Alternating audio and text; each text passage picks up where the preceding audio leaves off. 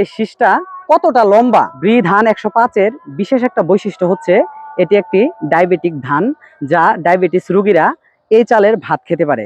আপনারা দেখতে পাচ্ছেন এটার শীষগুলো কত লম্বা লম্বা। প্রিয় দর্শক, আমি যদি আপনাদেরকে ব্রি ধান 105-এর একটা শীষ দেখাই, আপনারা দেখতে পারবেন যে এই শীষটা কতটা লম্বা।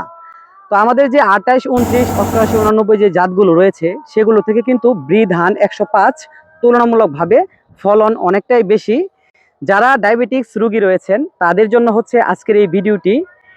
আমি এই মুহূর্তে রয়েছি নতুন জাত সম্প্রসারণ কার্যক্রমের একটি প্রদর্শনীতে, যেটি পার্টনার প্রকল্পের আওতায় কৃষি সম্প্রসারণ অধিদপ্তর রায়পুরা নরসিংদী কর্তৃক স্থাপন করা হয়েছে।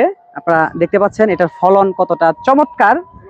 তো এই ব্রি ধান 105-এর প্রতিটা গুছিতে আমরা গণনা করেছি এভারেজে কুশির সংখ্যা প্রায় 45টি, এবং এখানে হচ্ছে শীষটা বেশ লম্বা।